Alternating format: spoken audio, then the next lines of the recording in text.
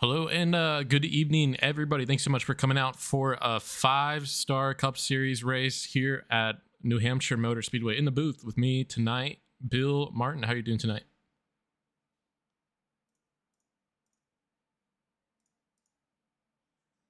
Bill. There we go. All there right. you go. Yep. I I got you lost now. all sound. So all right. Hey, Sorry, I should have. I when should have double checked with you before I just kind of threw the bone over to you. But well, what happened was my son had called and it screwed up the whole sound and everything else. So things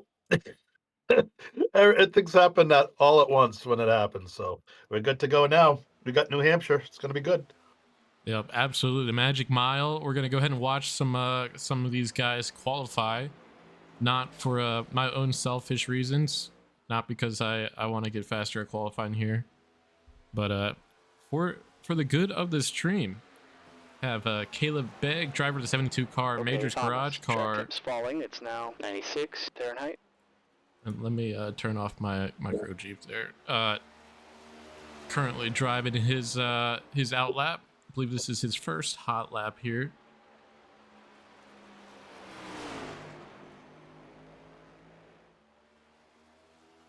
Nice line to the center of the corner.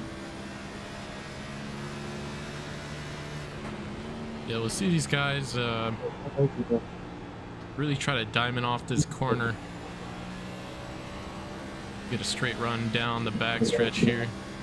And Bill, I'm getting a little bit of an echo on your side. I'm just going to hang on 1 second. There we go. Coming across, Caleb Begg. Putting down a 29.40. That puts him in second spot. Currently fastest driver on the track, Tyler Justice, with a time of 29.23.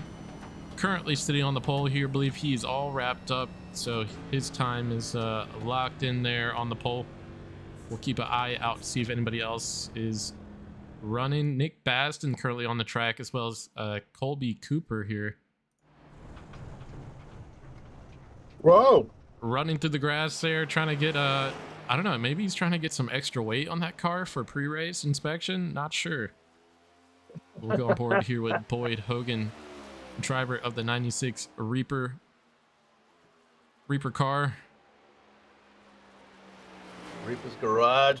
Boyd, the British Columbian, lives way up in the west coast on Vancouver Island.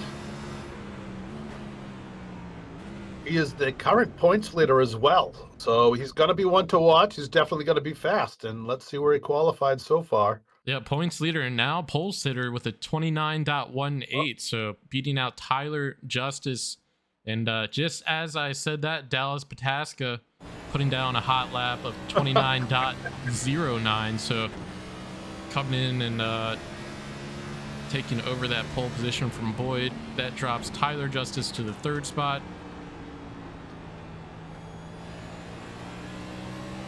And guess who's in second place in the points? I That believe number 17 car right there. Dallas Pataska, I believe, is in second place. I believe Dallas is actually first in points, and then Boyd.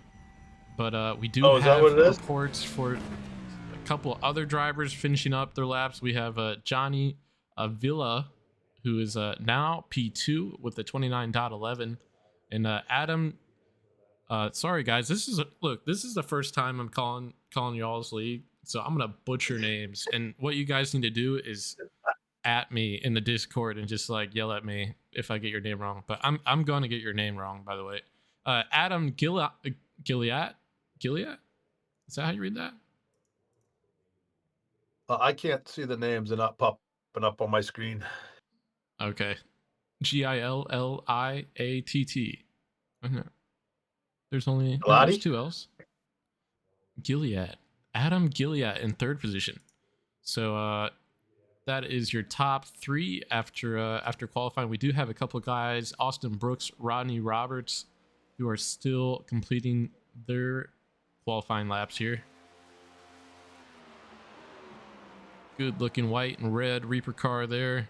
driver of the 33 car.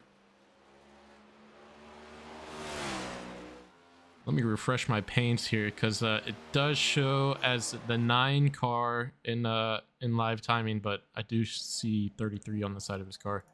So that'll be that's always fun.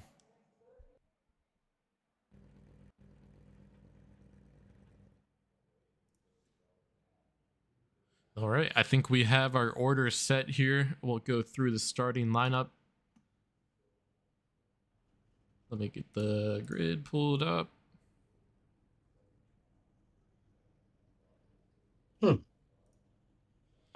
right. Well, so this isn't good. Why is that? My laptop is done.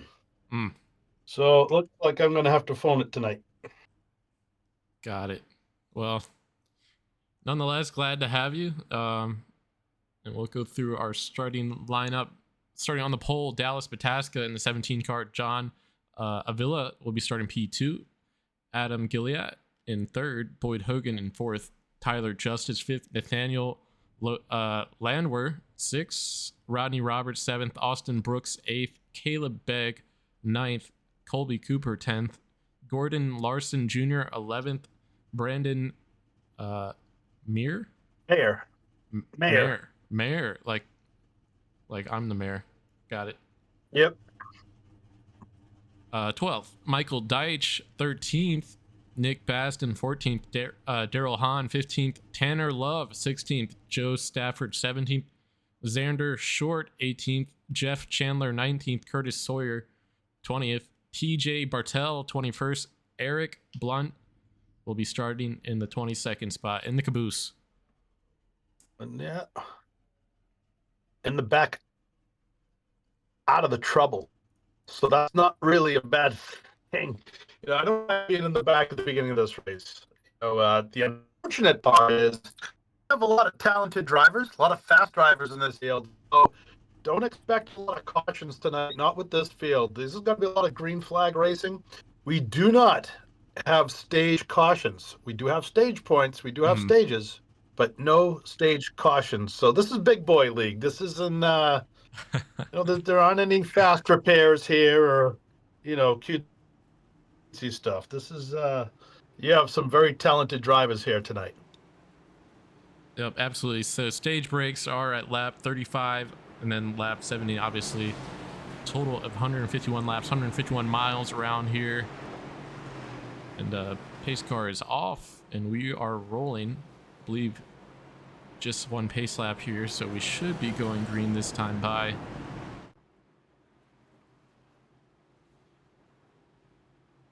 But yeah, round 4 of the playoffs here. 5-star did have an abbreviated season. I believe they started at Talladega, but since then has been growing exponentially. A lot of drivers out tonight, especially for a track that might not have the same sex appeal as some of the other NASCAR tracks. So good crowd. Hopefully we'll get some good racing. Kind of like the women in New Hampshire. Not very many cute ones, but we're about ready to go green right here. The front straightaway. The pace car is off and we're green. We see Johnny Avila jump on that outside line and claim that first spot from Dallas Pataska. So great start to the race for the 63 car. So we see Boyd Hogan in the 33 car of Adam Gilead side by side heading into 3 and 4. That's tough to be on the bottom line right there, especially with cold tires. If you get these are horrible to deal with, and to get going on that bottom line, it's kind of hard to make it stick. Later on in the race, though, I think that inside lane will come back to you and will kind of work a little bit better. But right now, Avila's starting to pull away a little bit. Yep, Johnny, definitely a good place to be out front. Clean air in front of you. Can kind of keep tabs on the guy behind you. And as long as he's not dive bombing you, you can really just run your line and hit your marks. And that definitely benefits the leader here. Moving back just a bit, have the 4 car of don't see the 4 car on my scoring, but I do see Rodney Roberts as driving that 4 car. And then just behind him there, I believe that is the 33 of Austin Brooks. I will be getting with management to try to get these guys in cars that have the correct number, because it's extremely difficult to call the race this way. But it's the first night, so well, you know, these guys, some of them, yep, some of them might need a little punishment, like we've done in other leagues. But right now, the top 4 guys are running some great times together. You know, the first 5 laps of this race, and already we're starting to see guys spread out a little bit, kind of getting into their motion, kind of just settling back and just letting the laps click down. A couple of cars going way down low there. Not sure who that is. 77 of Tyler Justice. The 77 there, car.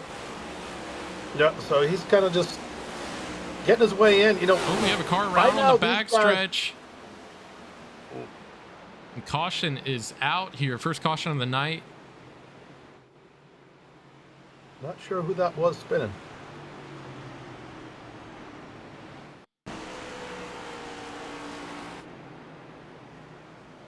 I believe it was further up. I want to say it was...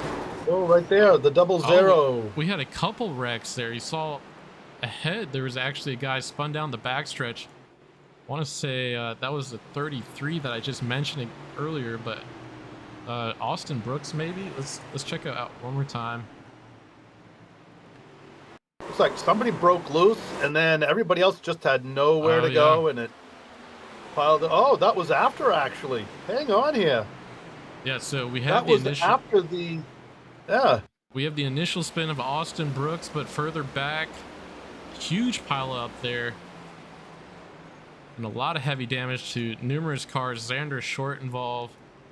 Gordon Larson Jr. involved. TJ Bartel, I believe he might have gotten through clean there, but... Welcome to New Hampshire. This is what it's like. Let's see where we get in trouble here. You see the 00 right there coming through the corner. He's right behind the car in front of him. Maybe that took just enough air off of the car to get him loose. You're going to see him start to break loose right here.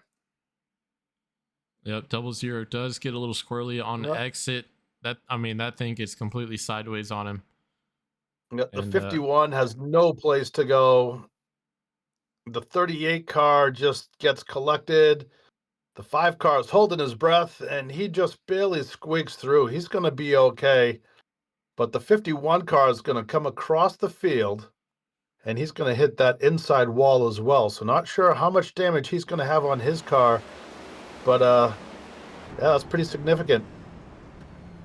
Is on board with TJ, able to get through without damage there. Check up in time to slide through okay. So first caution of the night on lap, I believe that was lap 4 or 5 there, but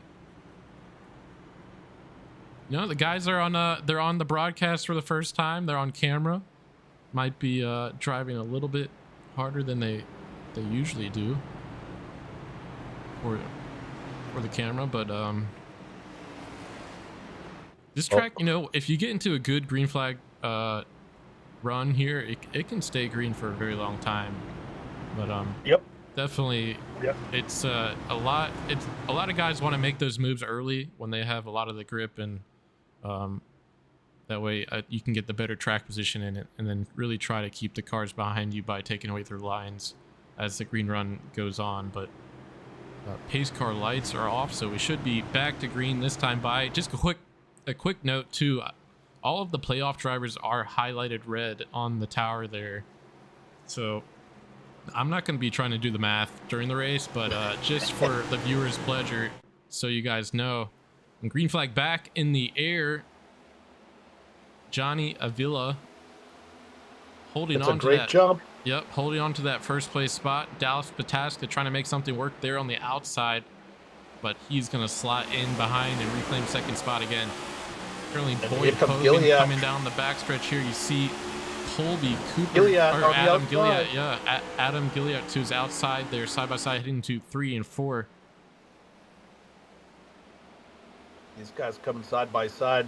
That bottom line is really tough here when you're down low, especially, like I said earlier, on cold tires. But these guys are going to battle out. They're staying nice and clean. Both of these guys have been around a while. They know that it's too early in the race to start door banging and all that stuff. They're going to come off nice and clean, giving each other more room. And the 96 car there Clears him, is yeah. going to take the spot. Out front, we see Pataska in the 17 car take the lead over Avila. Pataska showed up today with a rod. You know, not surprised. He's fast. You know, he's one of the Coca-Cola drivers, I believe, out here having fun on a Wednesday night, being chased down by him. And behind him is the 96 of Boyd Hogan. Gilliatt, Cooper, and Roberts round out your top 6 right now. Yeah, I was trying to spot some battles behind. It completely missed that pass for the lead. Dallas Pataska. We'll have to go back and take a look at that in just a second. But further back, we do have some side-by-side battles. 7 car of Brandon Muir and 77 of Nick Baston trying to work on each other here to improve their position. Boston Red Sox fan, how do you feel about that? You know, see, I'm cursed. I'm from New England. You know, I in the suburbs of Boston, but my name is one of the most famous Yankees to ever put on the uniform. So it's kind of tough. I kind of have a pass. I can go either way, but I am a Sox fan above all. I will say that. So he's representing out there. He's doing well. I'm proud of him. It's good to see. Out front, though, Pataska is still ahead of Avila by about not even a tenth of a second. Behind him, Hogan is keeping it tight with Gilliatt. It seems like you've seen a lot of the same team members kind of running out front. You've seen a lot of Reaper cars, a lot of different setups. These guys all work together. They all test their cars together. So that's why this series is so competitive. Most of these guys are hanging out in their chat rooms, and when they test all together. Once again, we're starting to see some of that iRacing reboot, or whatever you want to call it. Boyd Hogan giving us a couple of blops in and out of service there. Keep an eye out for that, because that happens throughout the field. It either sticks with one car or it's one or two cars that always have an issue with it. Yeah, absolutely. Not sure what the weather is either. You got to remember, he's about 6,000 miles away up there in Vancouverville. Whoville, it might as well be. Yep, and we'll go back and take a quick look of that pass for the lead. See Dallas Pataska able to get down to the inside and get a good exit here. Great car rotated. That car was unbelievable through the center of that corner. I can't believe it, Bill. I went to replay the second Johnny reclaimed the lead there. What? Man. Well, Dallas is actually, he's getting contested for the second spot now. Boyd Hogan working down on his inside. And if he's not careful, he's going to get stuck up there. A couple cars might work his way through, but Boyd slides underneath Dallas, takes second position. Johnny moving ahead by just a bit now with the battling behind him. I believe it's Gilliatt. Sounds cool. I like it. Yeah. So that's what I'm sticking with. Yep. I can't believe I went to replay at the perfect moment when Johnny got around him. That's crazy. Right now, Hogan's trying to chase down Avila. Hogan is better on a longer run. That's what I've seen him in the past. Once you get a longer green flag run, that car kind of comes alive on him. We'll see if it happens today up here in New Hampshire. Track temperature wasn't the coolest. So I think we're going to see a little bit of drop-off. I don't think we're going to see a whole bunch. It's not going to turn into a night race. There aren't any lights here in New Hampshire. So probably not enough power in the state of New Hampshire to power a track like this. So yeah, current track temp 95 degrees. So yeah, pretty toasty for up in New Hampshire, but definitely might see that come down as the race continues. We'll have to see here. Yeah, well, this track is absolutely out in the middle of the sticks, and there's no sea breeze, that's for sure, not where this place is, so it gets nice and warm. They used to have a race here in July, and people were just passing out everywhere. It was horrible. That was the race that New Hampshire stole from North Wilkesboro Speedway back in, I believe, '96, which closed down North Wilkesboro Speedway. So it's kind of karma coming back that New Hampshire only has one race now, right? Yeah. Or do they still Yep. have two races? No, they just have No, they're down. the one. Yeah. Just have the one. So in North Wilkesboro, man, that track has come back and it's alive and well. They've done such an incredible job redoing it. But right now, we're not worried about North Carolina. We're talking about New Hampshire. Avila, Hogan, and Pataska round out your top three. And it does look like Xander Short might have had a spin here. We did see him get damage earlier. Just looped it Oh, around yeah. exit of 2. Man, this time he looks like he just went for the toe hook. Oh, no, I think he... now we got a pass he... here. Gilead working underneath Dallas Pataska here. Had a good run through center, but Dallas had the better drive off. They're able to hold on to his position for now, but Gilead's still there along the inside. Dallas flooding up into that lighter colored asphalt where not as much grip up there, but sometimes taking that higher wide line, you can get a better exit. See how that develops as this race continues here. A lot of passes here at New Hampshire, especially in modifieds, take about 2 laps to set up and about 2 laps to actually execute and get through the car, to be clear. So once you see a guy on the inside, just because that outside lane is starting to pull forward, don't worry about it. That inside lane is still going to come back. Especially as you see right now, we're riding along with Adam Gilead, currently in 4th position in that 33 car, bright green car. And you know, green is kind of like a bad luck. It was when I was in racing way back when. You see everybody with a green car now. One thing you notice too with Gilead is how smooth he was on and off the throttle right there. You saw those bubbles lighting up red on the dashboard, but if you notice, they didn't just jump right to red through the whole thing. It was a nice, easy, gradual acceleration. And when he got into the corner, he didn't just let his foot off the gas and let it drop down to 0. He slowly backed off and just kind of let the car drift through, maybe a little bit of brake. The brake you use here more to steer the car and get it to rotate than you do anything else.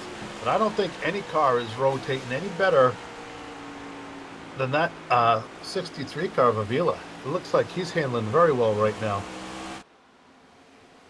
Yeah, definitely nice to see the open track in front of you. No one kind of interrupting your lines, or just seeing a car in front of you can kind of just distract you enough for you to miss your mark. I mean, these guys are great, but for me, definitely that happens. But see Boyd blinking a couple times again. Hopefully he can that connection can come through for him. Have a car actually driving off pit lane there. I don't know. Tanner Love just exited pit lane. I believe he was involved at the wrecks earlier. So yes, he was, and I think we lost. Nope, there he is. He's back. Okay. Thought we lost Boyd there for a second.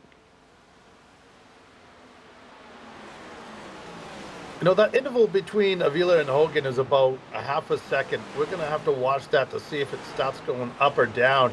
And then another half a second back, you have Pataska in the 17 car. And closing in is Gilead on that 17. So I think we're going to start to see a little battle brewing up there in a little bit. I think that 33 car is really rotating. Look at that. Nice rotation through the center of the corner.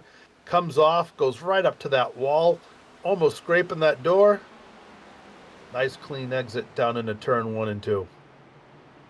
Yep, absolutely. See so that? Just taking a look through our standings here, some of the biggest movers. Colby Cooper, driver of the 71 car, up 5 spots, currently sitting P5. Daryl Hahn in the 7th spot, up 8 spots currently. His car does show the 8, but does show 3 in the live scoring. Joe Stafford in the 10th spot, up 7 positions from the start of this race, so good start of the race for Joe. A couple others. Jeff Chandler in the 12th, almost crack it into that top 10. TJ Bartel up 8 spots, and Curtis Sawyer currently 15, though he's up 5 spots from the start of this race. So good job by him.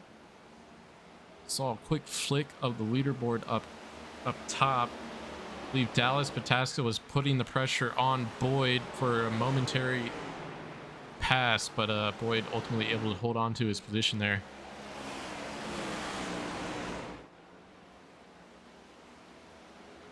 Guys, really spread out right now. There aren't any battles on the track, so to speak, of, we're only a few laps into this thing, 30 laps. It's still not even, these guys probably aren't even feeling I wouldn't say they're not feeling the wear on the tire, but they have plenty of tread to go. You have to remember that these aren't your just local board college kids, out here thrashing around. These guys are better and more prepared than your average race car drivers on iRacing. These guys work at it. Some of them do it for a living. So the amount of cautions you're going to have is a lot less than most places, but the speeds we have are a lot faster. And you're seeing that with some of the times that these guys are clicking off, because right now Avila is starting to spread away, and I think he's got some of that nice clean air, which he absolutely loves. So I don't think Hogan is having too good of a time. I think his car is starting to go away a little bit. Yeah, absolutely. And we are on lap 32 of 151, though our first stage ends lap 35. But remember, we're not going to be taking a caution break for that stage. We'll just continue on with the green flag run. They should just do that in real life, I feel like that'd be fine. Yeah, I absolutely hate stage caution.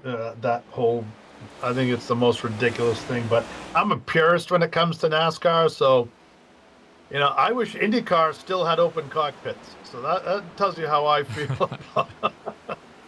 I'm old school. Oh, Tanner Love into the outside wall. You saw him kind of cutting through the leaders there. He had some fresh shoes on that 51. But might have just pushed the car a little bit over the limit there. Well, he definitely did, because he ended up the outside wall with severe damage to the front right side of that race car. And you see that suspension all jacked up there. He's going to have to limp that thing back or get it towed here. But we are still green. Lap 34 coming to lap 35 for the last lap of the first stage. That was a tremendous hit. That car, I think, is going to be out. If not, it's going to take a long time to fix that thing, unfortunately for him. Still no yellow flag as these guys just continue to spread out. You see this first group of cars here starting to spread away from everybody else. It goes from about a 1.5 second lead to back to about a 5 second lead. So big jump in between those two groups of cars.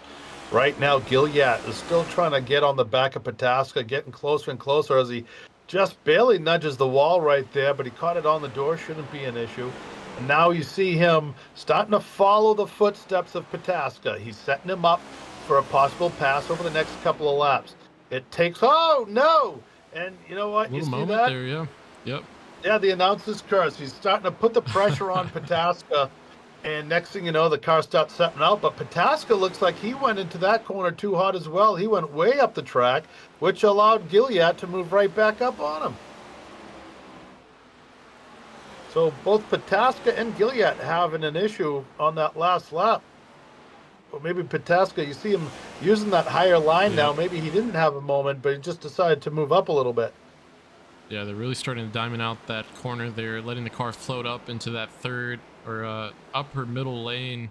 See Dallas way up high, almost out of the light color asphalt there completely through 3 and 4, but definitely searching. 17 definitely trying to search for some consistent pace here, though. Keeping an eye on his lap times.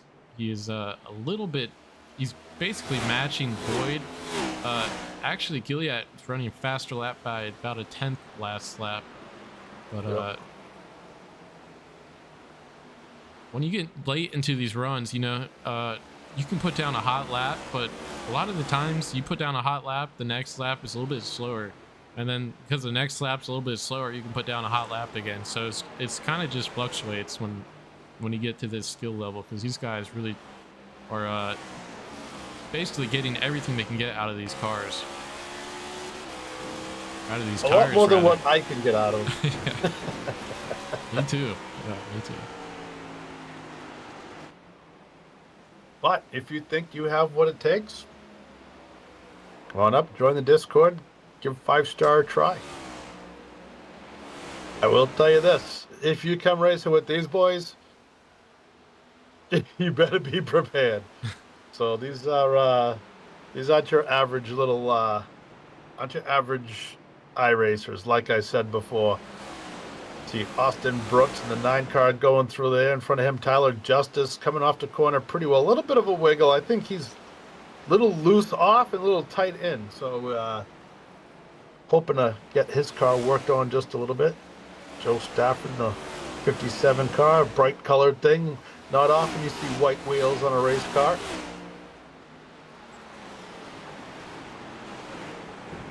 Things set up. Ooh, Right the down car the street. sliding up the track. Don't know who that was. I believe that might have been a lap car potentially trying to get out of the way, but did not see who it was on the live timing there. But again, I mentioned last night when I was calling a different race, seen a lot of connection issues here as we have the caution come out here on lap I believe we're on lap 41. Not sure where the prize. See some smoke back there. See some tire marks. Let's see, Curtis Sawyer.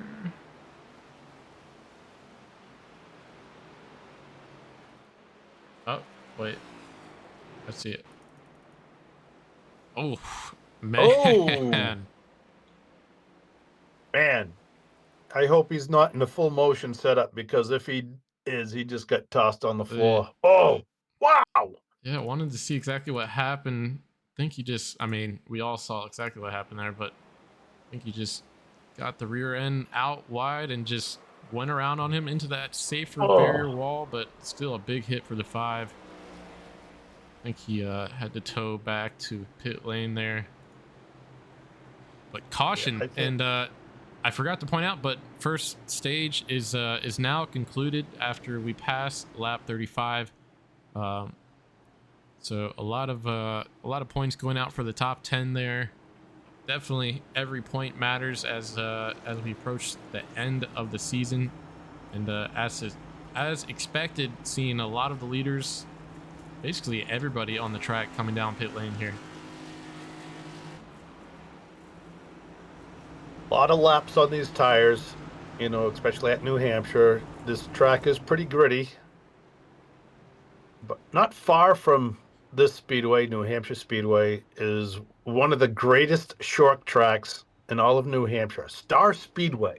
I was at Star Speedway last weekend where we celebrated the 60th Bob Weber Senior Memorial Classic, Star Classic, Super Modifieds. And if you don't know what a Super Modified is, look it up, Google search it, check it out. It'll blow your mind. Look them up on YouTube. Just type in Star Speedway, Star Classic, or Super Modified. You'll see them pop up. The craziest things you'll ever see in your life.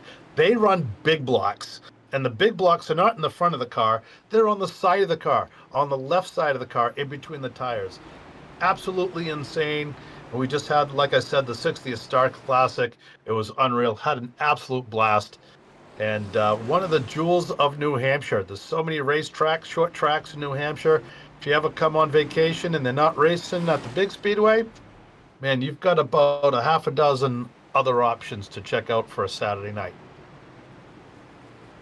Absolutely, and looks like on pit lane, Gilia actually will take a spot away from Dallas Pataska, so he slides up into third position there. But pace car lights are off. We just did our choose cone, so we will be going green this time by, and we'll do a quick crank it up. How about that, Bill? That sounds good to me.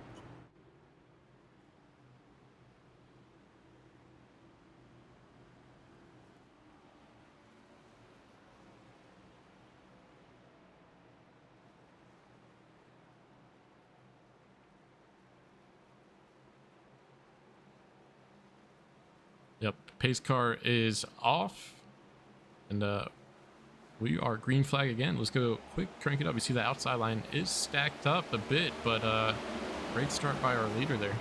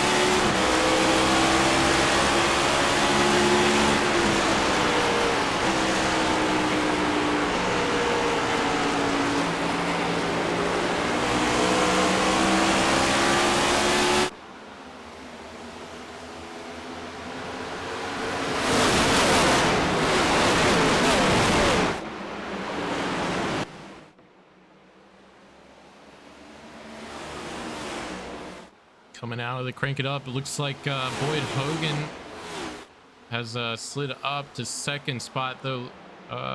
He is contending for the lead there. Johnny is defending hard, trying to take that line away from Boyd, but Boyd is able to slide underneath him down the backstretch. They are What a side by run. side. What a run he got off of turn 2.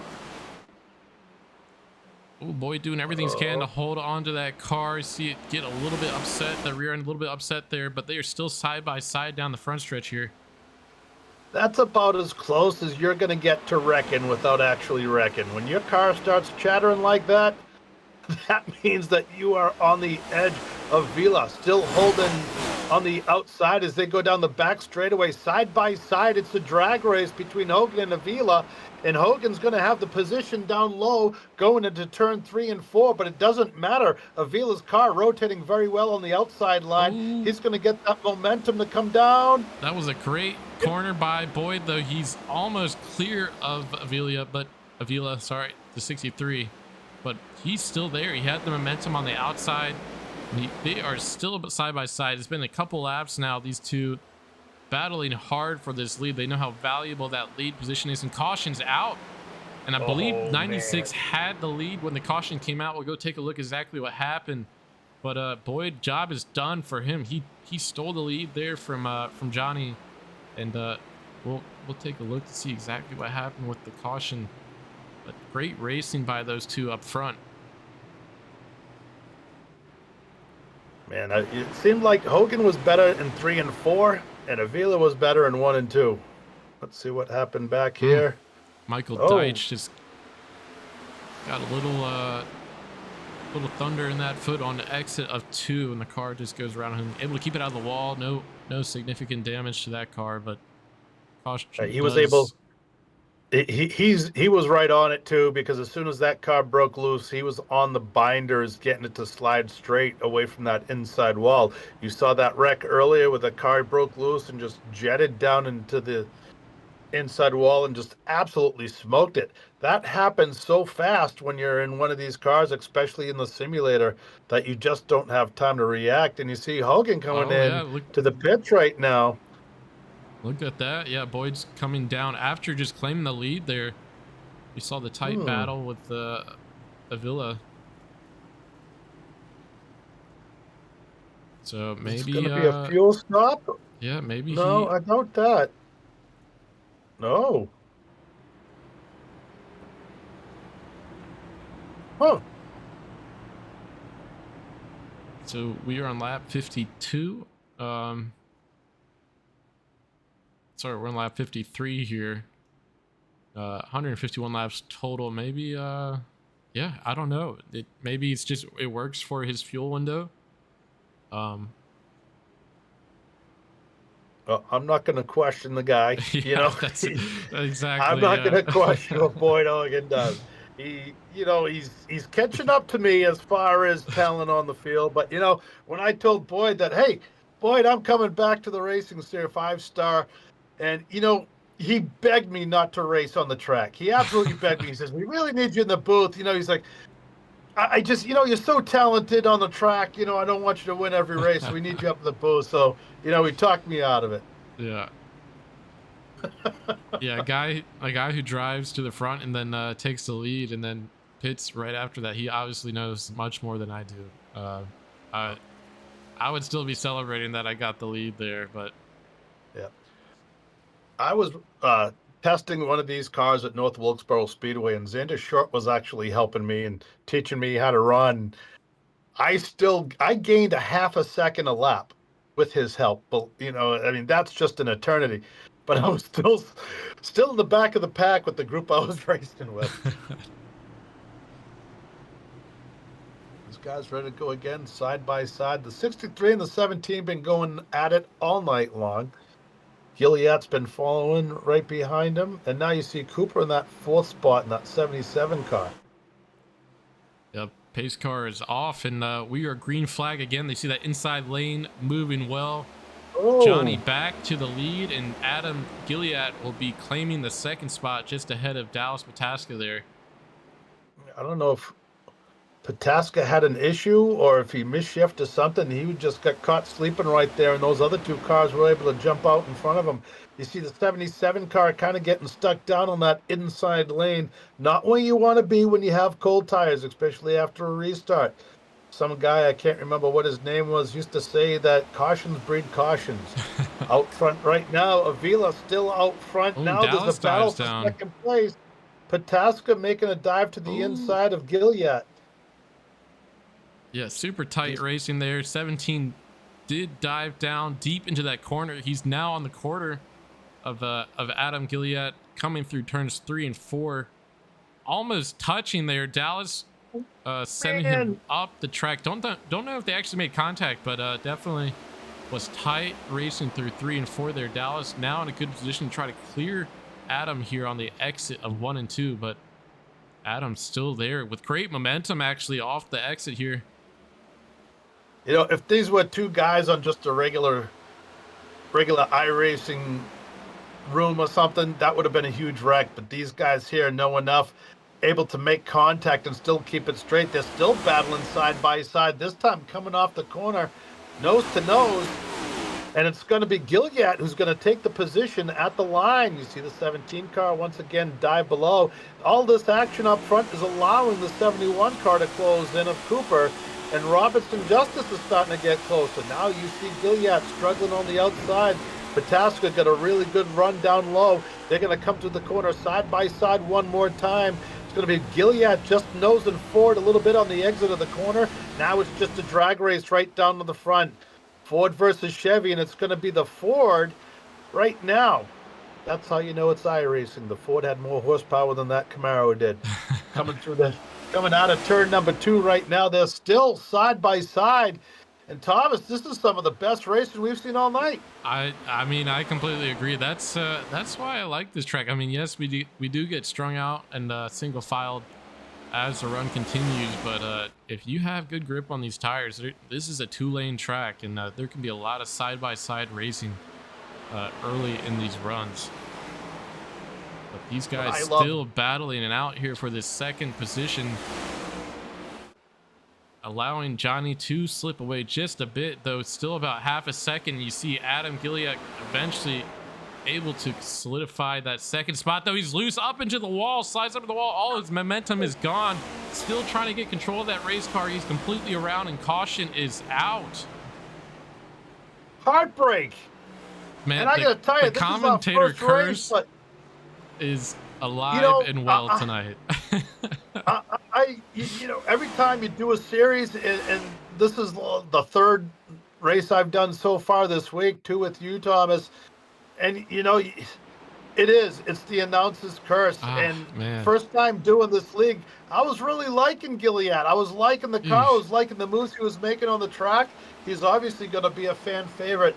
And unfortunately, the New Hampshire curse right there. Oh man, that's tough. Yeah, and you saw him try to. I mean, it looked like he had it settled, but the way this track is with the banking, or the lack of rather, you can see those overcorrections just happen and really get that strong whip into the outside wall if you're not too careful. Now we saw Landwehr earlier tonight. I believe it was him who was going through the corner, and the car just took a horrible right-hand turn hard into the wall in turns 3 and 4. And luckily, Gilead was able to avoid that from happening. It was kind of the same scenario. He was just able to get it to drift just a little bit more. And man, did he come close to saving that. Yeah, I did want to point out, so it looks like Pataska staying out here. A handful of other drivers also staying out, but Boyd Hogan going back down pit lane again here. And actually correcting myself here, looks like Dallas was the only car to stay out. He pitted last on lap 43, which was 2 cautions ago now. So was curious to see Boyd go back down pit lane, because I thought he might have had a play queued up there when he went down last time, but electing to get some more service there. I'm surprised if maybe he has some damage or something that we didn't see happen. Yeah, potentially. Yeah. This track they got so spread out. Maybe he lost it a little bit and went up and hit the wall, or vice versa. You never know. If you ever want to see a modified NASCAR modified, if you ever want to see those things on a super speedway, well, this is as close as you're gonna get. They run here twice a year, I believe. There's a lot of drafting involved, and it's just you usually don't know who's going to win until the last 100 feet. And of course, if you can't tell, I'm a modified guy, Northeast. That's all we run up here.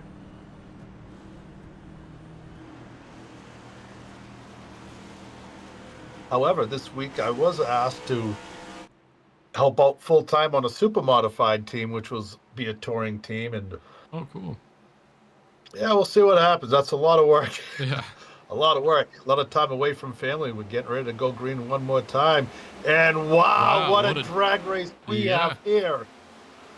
Yeah, Dallas has Caleb Begg about even down the front stretch. Looks like Dallas is clearing Begg, though. Begg's trying to cross him over, go down the inside here. There again, side by side for just a moment down the backstretch. But Dallas ultimately able to claim that first position. Again, Dallas was the only car that stayed out. The rest of the cars behind them did go in and get fresh tires. So we'll see how that pans out here. We're not even halfway through this race yet, Thomas. Already we're seeing a lot of strategy playing from different teams. Oh, we have some almost three wide racing behind. Looks like the 77, 33, and 87 of Michael Deitch all contending for the same position here. You see Deitch float way up high, allowing those two cars to get by there. Trying to get the momentum off the corner. Look at this battle up front. Towards the front, I should say. Oh, no, there it is. Double right zero. there. Gordon Larson around into the outside wall. Caution does not come out, so we're still green. Man, I'm not sure who that was behind him. But from that angle, it looked like he gave him a little bit of chatter and got that car to spin around right there. So, not sure. It's hard to tell when you watch it from once. If we had the replay, you can go on board and check it out. But, man, a little bit more action going on in the back here. Starting to see Avila come through that. Yep. Through turns 1 and 2 there. That car is still rotating, but right now he's got Stafford on the outside. Stafford trying to hold on, but once again, Avila's car is just so strong on that bottom line. I think he might have fresher tires as well, but he's going to get around the 72 car. Yep, looks like 72 car starting to leak a couple of positions as the guys on his inside still trying to work their way around him, but it looks like he does get a good run off the corner. They're coming up towards the lead. Boyd Hogan has been slowly creeping his way up to the rear bumper of Pataska. Pataska did stay out last.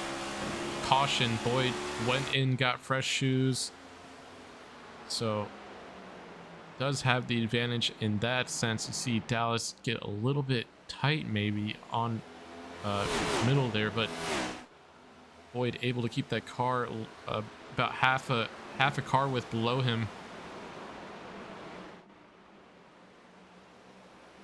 I love watching these two guys battle. I've seen it in another series, and they work together when it comes to testing things like that, but it doesn't matter when you're out iRacing in the middle of New Hampshire and you're both in the points chase and you're 1 and 2 in points. Yeah, a couple side-by-side battles further back, just taking a peek here momentarily as we do have a battle for the lead heating up, but don't want to miss this action behind. But yeah, just I guess I want to point out like that incident that we saw where we saw Gordon get sent up into the outside wall. Once we get a little bit more familiar with the drivers here and the paints and the numbers, we should be able to call out exactly what happened a little bit quicker, but just didn't recognize who was involved with that right away. You see Johnny get a little bit loose on exit. He's gonna fade back from these top two for a moment. I tell you what though, Dallas is doing a great job holding on to that first spot. That just shows how critical it is to have that first position and clean air in front of you. And Hogan behind him has much fresher tires too, and they're still running, times that are almost identical. Yep. Pataska, very fast. You want to see this guy on a road course. Yeah, Yeah, I mean, he's an electric road course driver. I was trying to recruit him for the Bathurst 1000. We'll see if he follows through with that, but definitely great on ovals as well, as we see these two start to separate from the third position of Johnny Villa. And they're fighting hard in that front position right now, but they're not really fighting hard.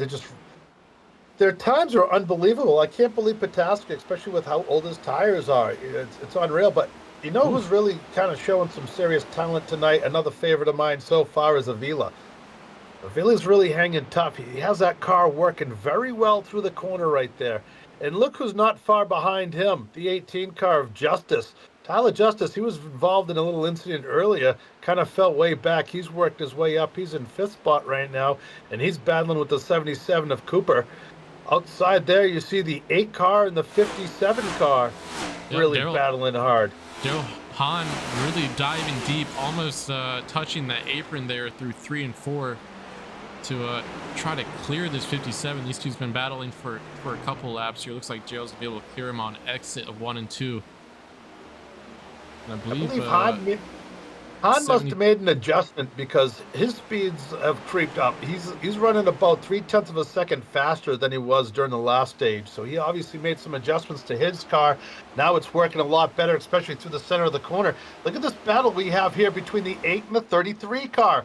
They're grills to gas holes right now, but when they go in the corner, they spread out different lanes. As you see them spread out, you see a bunch of different areas where these guys are entering and exiting the corner. Not sure what that's going to do for the rubble that's on the track.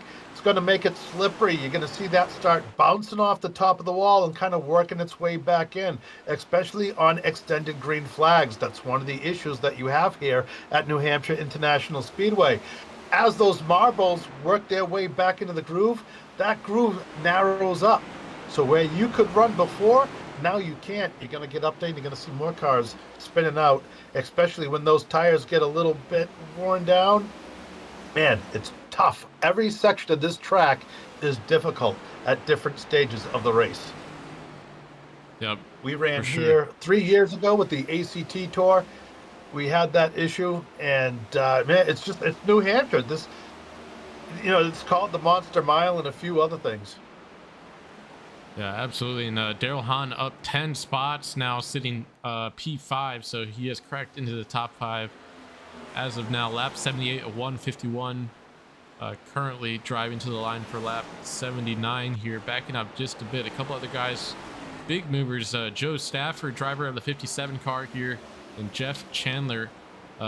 They are both up 10, 11 spots here. So another set of big movers here, working their way up through the ranks as this race continues. Now take a look at Chandler in that 31 car. One of my all-time favorite paint scheme colors, that black and silver like that. Yeah. That car is a shop-looking race car. I love the numbers on that. Man.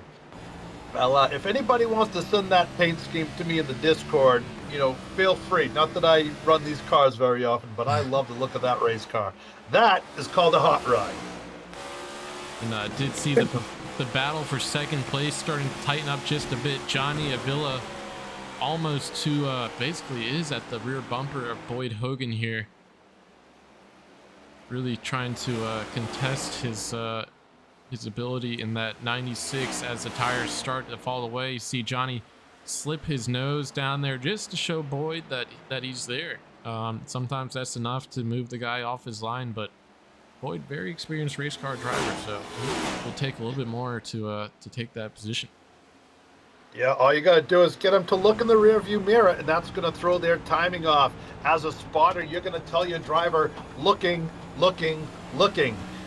When he gets a little bit closer and he gets that bumper in there, then you're going to tell your driver, he's there. So that's the difference when you're a spotter between looking and there. Got to let your driver know, be informed. You don't want your drivers looking into their rear view mirrors. They should be focused on the car in front of them, and that's all they should be worrying about. That's a tip for anybody that wants to get into spotting here on iRacing or in real life. It's not just fun and games. You have to pay attention. It's very difficult to do. Only a few good people can make it as a spotter. Side by side that's why down the I'm front the here. 96 car struggling a little bit on that outside. And Avila again.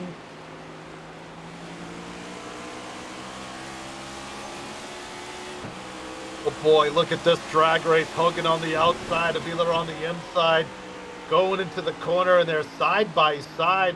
Avila's going to get a little bit of an edge coming through the center of the corner. Can Hogan come back on the outside? He's not clear yet. Still a drag race. It's going to be Avila that time coming by the stripe. But there's Hogan again on the outside. Avila one step closer to being clear. He's going to be clear, I believe, coming off the corner.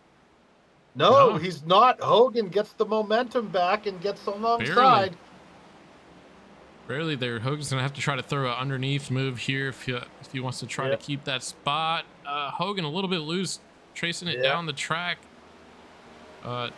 Johnny Avila able to capture that second position from Boyd Hogan. Yeah, but you know what, though? Boyd Hogan just showed how experienced he is as a driver. He's only like a 28-year-old Canadian kid. You know what I'm saying, eh? But what he did was he saw Avila setting him up.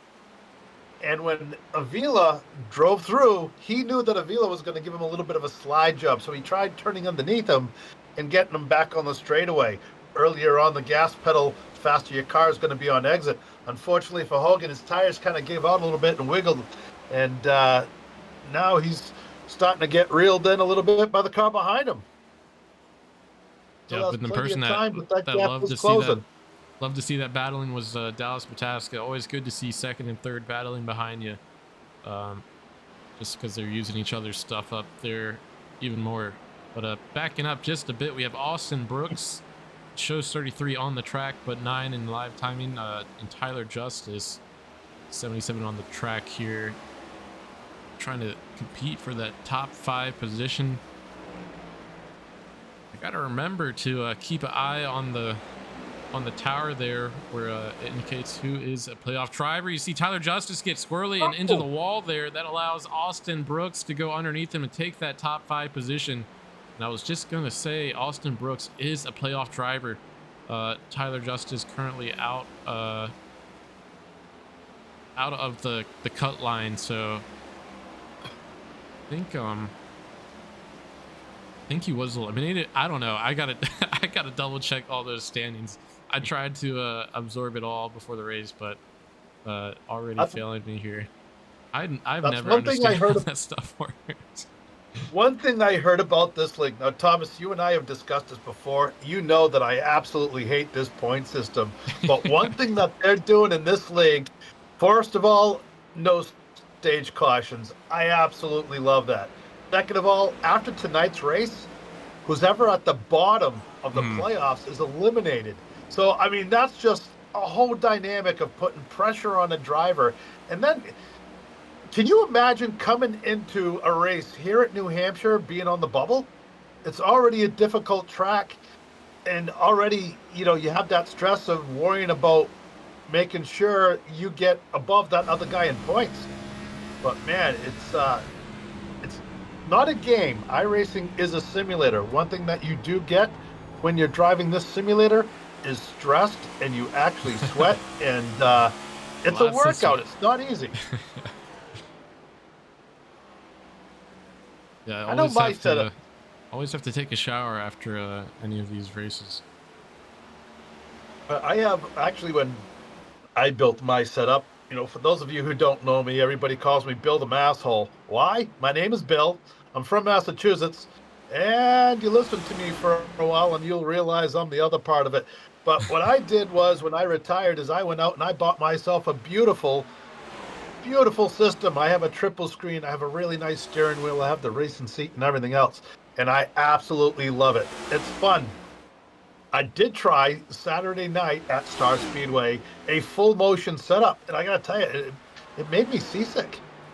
So I think I'm gonna stick to where I am and just continue to try to get better and better.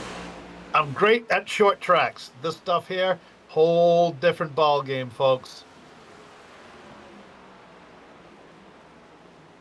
See the whiskey guy coming down low. This battle's starting to heat up. Avila wants to spot back, and I think he's going to be side by side coming off the corner. It's a drag race. Loose.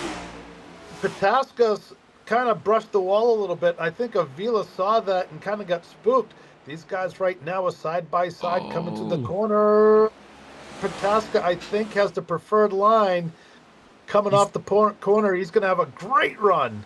I mean, we saw a similar thing when the Avila was going around Hogan. Hogan was able to defend on the outside for a couple laps, but eventually Avila was able to wear him out on the inside lane, though it looks like Pataska doing well to clear Avila here on that outside lane, getting a great drive off the corner, and he's going to do his best to try to block his line here.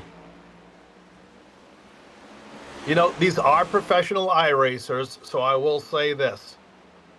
If I was Pataska, I've got a points battle right now. I don't think I'm going to battle this hard, not even halfway through the race, just for the lead position. I would just give it to him and follow him. You got to worry about the points. We got a yellow. Caution is out.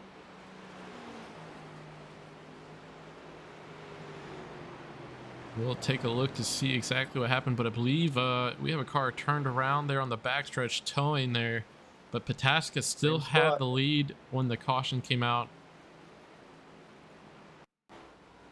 Yeah, there was another car spinning off the turn 2. Colby Cooper, driver of the 71 machine, getting loose on 2, just as we've seen a couple other guys do tonight. Hard on into that outside wall. Oh man, he's got the hot tire syndrome. Yeah, still trying to get that happens to me. When you spin out in these cars, you can just feather the throttle to get back up to speed, and they just light up and spin you.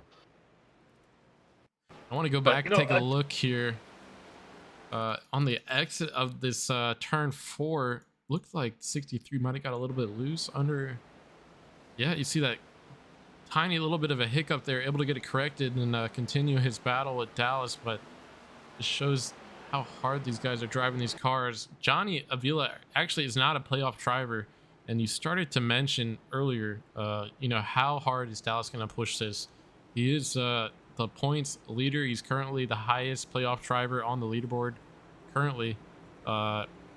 I mean, leaderboard in the season standings and this race. So, you know, giving up the lead might not be the worst decision, but knowing Dallas, he's going to do everything he can to hold on to that lead. Yeah, that says a lot about the trust he has in Avila, too. You've seen all these guys racing side by side really hard. Most league, that's a wreck, especially at this track. These guys trust each other. They've been around the block. Again, they're not your ordinary iRacers. So you're going to have a lot less cautions and a lot more side-by-side action. That's what makes 5-star so exciting. And I can't wait to do this every week, you know. And when you asked me the other day to do this league, I was so excited, especially knowing some of the guys who are involved in it. So it's really good to be here. And there's that beautiful, oh, man, I love that car. Oh, that is gorgeous. Yep, and it looks like he actually won. Did he pit that lap? Yeah, he did. So he won the race off pit lane. Don't know if he just took 2 rights here. 2 rights don't make a left. I can picture me driving that beautiful hot rod with Build a Mass hole across the top of the windshield. Oh, I love that. There was a car back, oh man, I'm going to date myself, probably back in 2002, probably before some of these guys were even born. Can't remember who the driver was, but there was a car when we were running the Busch North Series, and it had almost that same color paint scheme, just gorgeous. That was even before Martin Truex started racing in the Busch North Series. That's how far back that goes. Martin Truex didn't get there till a little bit later on. And I will say, hearing about losing his dad, Martin Sr., he was a really good guy. He owned fishing boats in Fall River, New Bedford, Massachusetts, the Sea Watch boats. Super family, super nice people.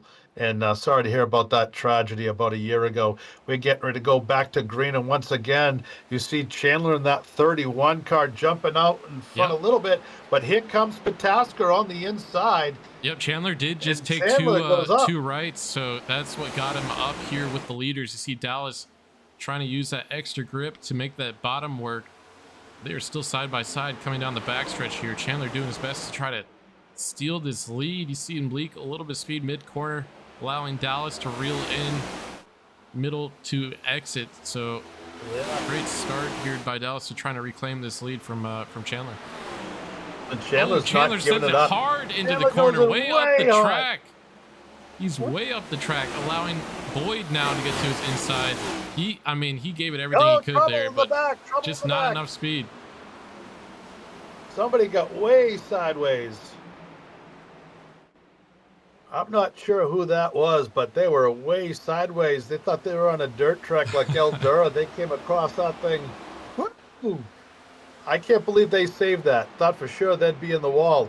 Again, you're starting to see that 31 drop back a little bit. I think 2 tires is not the right call here. Yeah, I love the effort. Definitely thinking outside the box, but with the level of drivers we have here, it's definitely going to be a tall order to try to make 2 tires work. Yeah, and right now, these guys here, I'm pretty sure, I don't know about a green-white checkered, which I really don't worry about in this series. But these guys, I don't know if they. I think they still have to make. 63, Johnny Avila. Oh no, Avila! Oh, heartbreak. And he has had a great race Oh, for pretty much the entire race tonight, though it looks like he did have a bit of a spill there. Don't know how much damage is on that race car. You see a little bit of damage to the left rear, and I believe there's also some to the right side. We'll go back and take a look. man, what a tough break. Avila has been so fast. It looks like he just had the 31 on the outside of him, and it looks like he just started to break loose a little bit. When you have a car behind you, in a car beside you, there can't be much air going off your rear spoiler, and I think that's what had a lot to do with it. The 77 car had nowhere to go. The 8 car doing everything he can to slow down. Yeah, Daryl Hahn has had a great night. I mean, he was up 11 spots at one point, so hopefully he doesn't have too much damage to that race car. As far as damage goes here at New Hampshire, it's not a very aero dependent track, so as long as you don't have any wheel damage or you're down on power, it should be okay to run decent lap speeds. Yeah, especially when you're riding as tight as these guys are. But man, that was just that was tough to watch. Just man, these guys just trying to hang on to these cars. You get so many cars around you like that. The wind just isn't going to hit all the places it needs to be. And as we've discussed so many times before, once you lose grip in these cars, they just snap around. They need the airflow underneath the cars as well as on top of the cars. It's just as important in these car of tomorrows. So once you lose it on either direction, it doesn't take much. Yep, and with Johnny Avila now on pit lane getting damage repairs done, that makes the top 3 all playoff drivers. Pataska, Hogan, Brooks, all currently above the elimination line. So great spot for these 3. Obviously, you want to get the most points you can, but finishing on podium here before we start our elimination weeks puts you in a great position as we do choose cone here. Dallas Pataska electing to start on the inside. Now, Thomas, you and I do a couple of different series. Are you surprised that we've only had 6 cautions with how hard these guys have been racing throughout this entire race? Oh yeah, absolutely. I mean, definitely we are at the highest risk of cautions when we have these restarts. I mean, you mentioned precautions, precautions. Everybody knows that. But even deep into the green flag runs, when we saw side by side racing, even for the lead, we saw a lot of good driving, respectful driving, and I know these guys are doing the best they can to stay out of each other. It's just sometimes you lose grip, and I don't even think there was any contact with that caution. I think he just got a little thunder footy. Yeah, but I'll tell you what, folks, the new dynamic has just entered this green flag start, and that is a bunch of this track is covered in a cloud, and here at New Hampshire, that makes a huge difference. Let's see where that cloud cover begins. Track temp is down 4 degrees. Coming down. Starting to see that sun set a little bit. One car real slow off of turn 2, way down low. Not sure who that was. Out front, Pataska, Hogan, and Brooks now, the 9 car. All playoff cars out front, the top 3 battling with less than 100 laps to go. Less than 50 laps to go at this point. Yep, you see the cars fanned out behind our leaders here. Have a couple guys back there that have been pretty fast most of the night, but just got caught up in a couple instances. Look for them to work their way back up through this field to try to improve their finish for the evening. Have a car locking up. I believe that's a 72. 72 Caleb Begg. Looking to be okay though. Just a minor lock up there on entry. But things are heating up at the front. Dallas Pataska running the fastest lap of the race, that time by 29.04. And Boyd Hogan not far behind with a 29.06 as you see him try to look on the inside. Quick blink out though. Oh, Hogan is blinking again. Oh man, that has to be very concerning for Dallas, having to give him extra space there, and that allows Boyd to clear him there. So that's Boyd professionalism right there. Boyd takes the lead in a corner that might just be marred by controversy in the future. We'll see what happens with that. But well, this is lap 109, not 150. So I mean that's an important thing, and everybody who's running out front knows that happens. And next race, it's going to be another car. It's just how it is in iRacing. These guys are tuned in from literally all over the world. We have a couple of different countries represented tonight, and different time zones, different networks, different weather. So, you know, it's quite frequently that a thunderstorm can change an outcome of a race. So, and I mean, not to mention the fact that if power goes out at your house, no broadcast. So anything, it's all over the world. You got to worry about the weather for about 30 people to make these races happen. But right now you see that 63 car battling with the 62 as they enter turns 1 and 2. Looks like they're going to be side by side, and again that 63 car is just able to get on the gas so quickly in the corners. That thing is rotating nice, and he's starting to work his way forward after getting that wreck earlier. Yeah, you see 62 TJ Bartel really doing his best to try to work his way around Johnny, but I mean, we've seen Johnny have a ton of speed all night. Did get in that incident last caution, but definitely look for Johnny to work his way back up.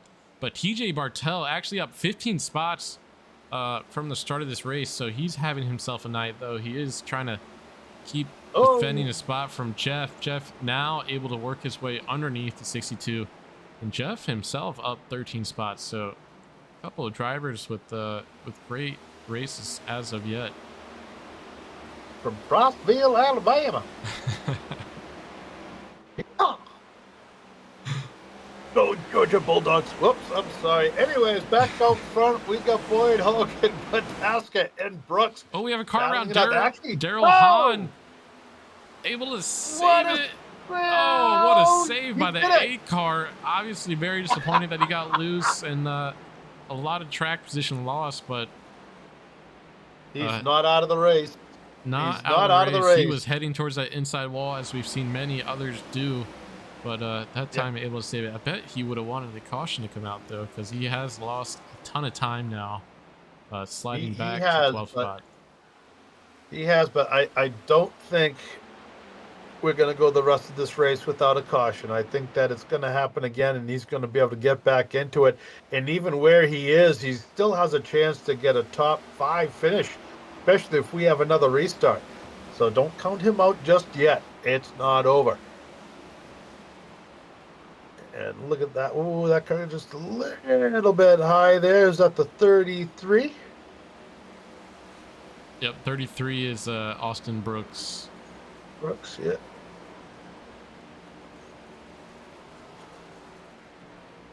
Oh, we see the 77 or Tyler Justice there utilizing the apron on the entry of 3 and 4. We'll go on board with Tyler Justice to see how he's working his way around here.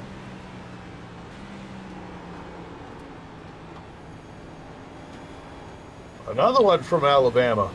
Yeah, he saw more towards the front earlier in the race. He's back 3 spots from the start of the race, so not the performance that he was looking for tonight. Oh, he gets up into TJ, and caution is out. I just mentioned last lap, it was it stuck out to me that Tyler was using the apron there on the entry of 3 and 4, and that time it caused a little bit of trouble as he got up into sorry, that wasn't TJ. I believe that was we'll go, you know what, we'll go back and take a look who that was exactly.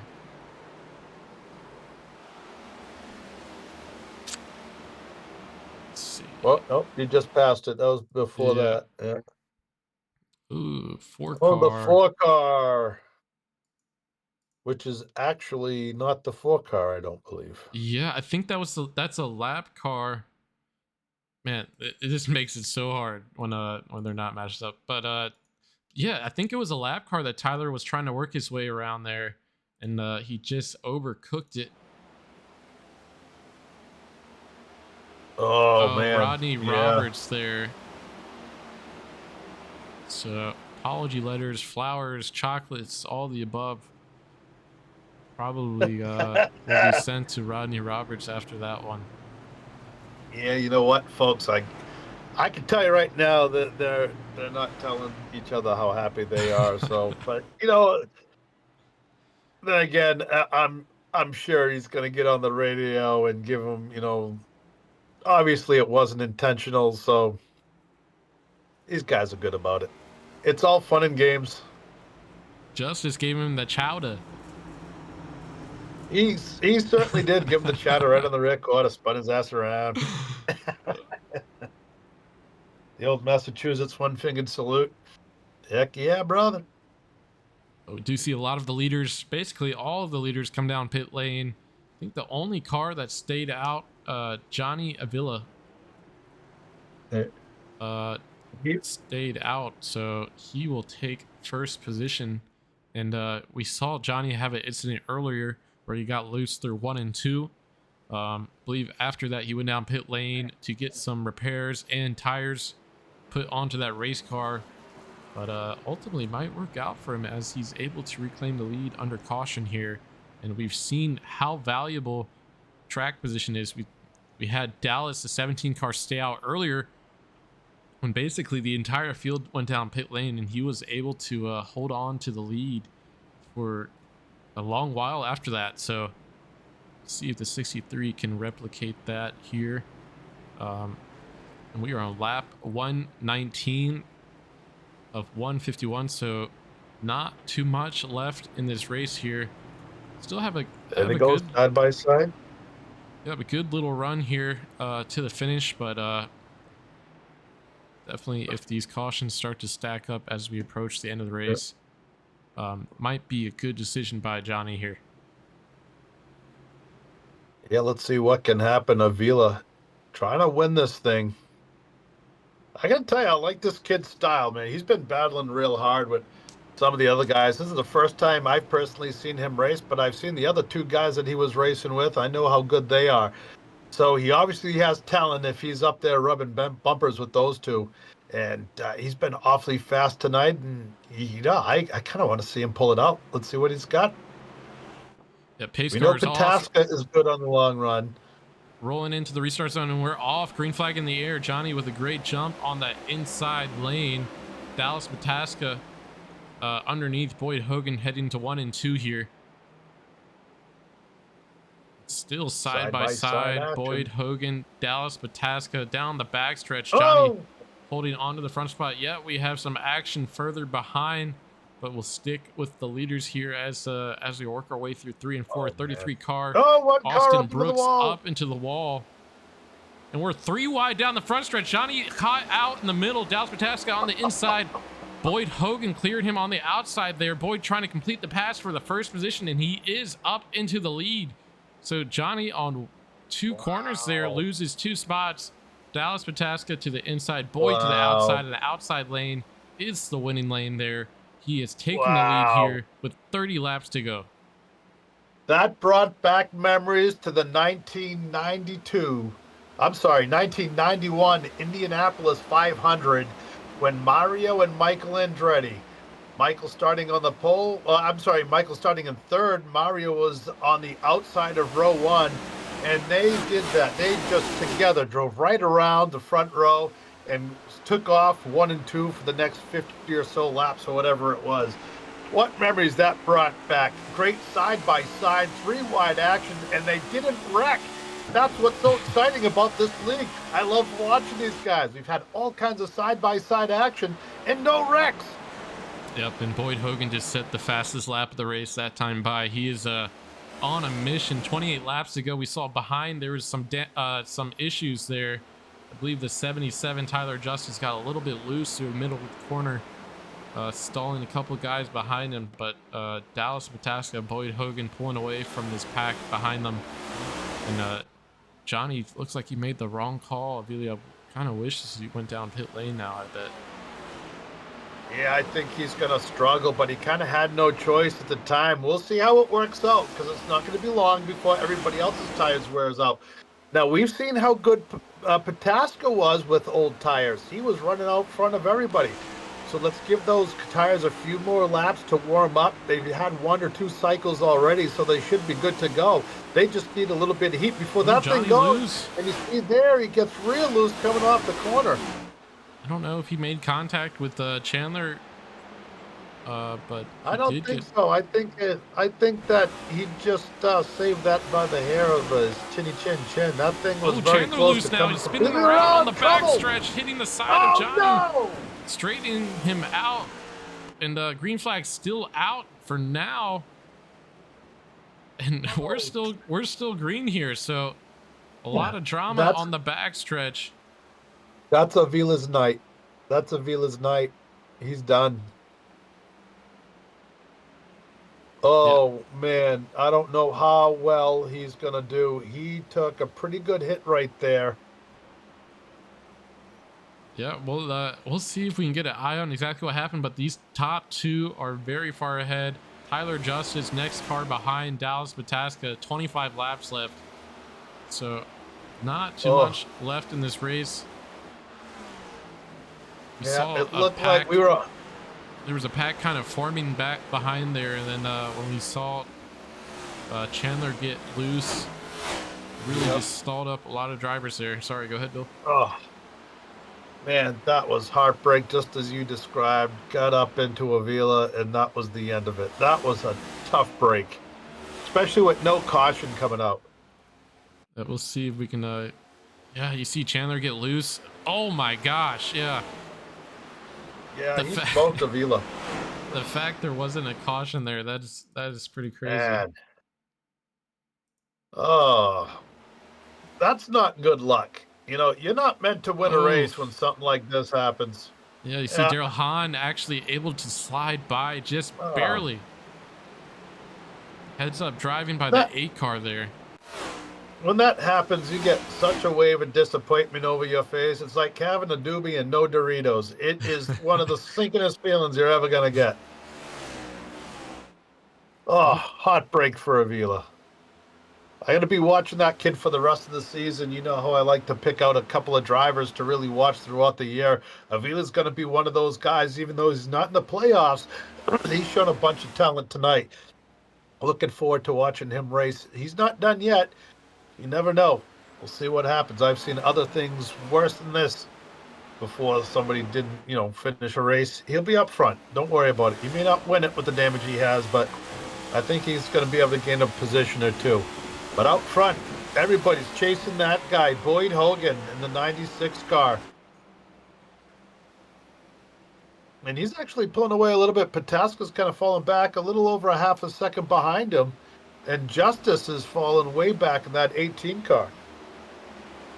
Up and track temp down another degree, total of 5 degrees down from the start of this race. So are seeing the fastest times of the race currently in this run. Not currently, but this green flag run since the caution.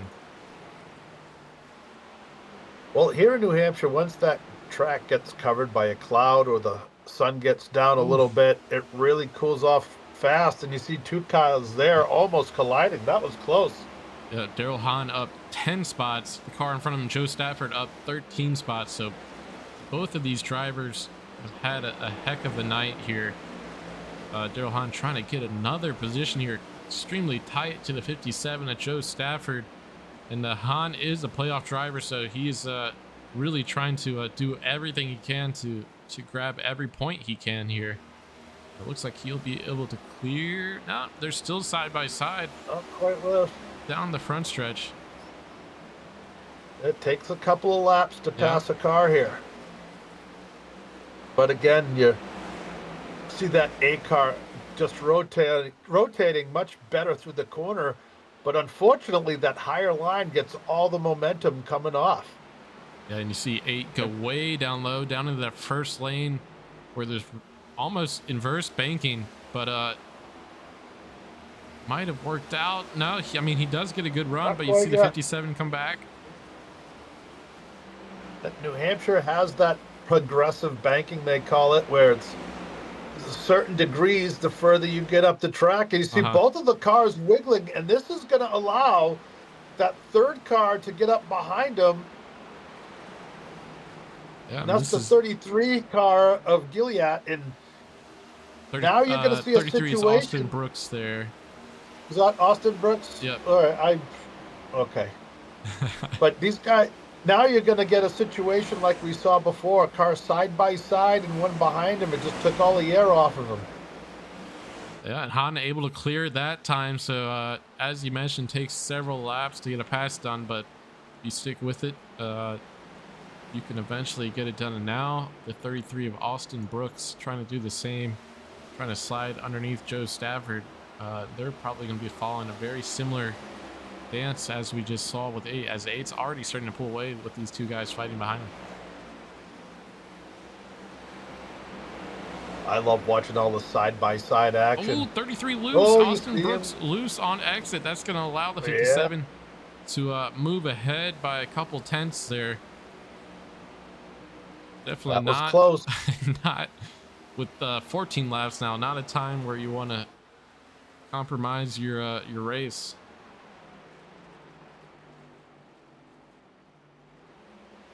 Now Boyd Hogan out front now. Pataska trying to chase him down. I'm not sure how many points Pataska is ahead of Hogan, but this is points implications here. Yeah, I think looking at the standings, Boyd is 26 points behind Pataska in the so he'll still maintain the points lead, but man, he's just closing that gap just a little bit. Both of these guys are running such incredible times for the amount of laps they have on their tires.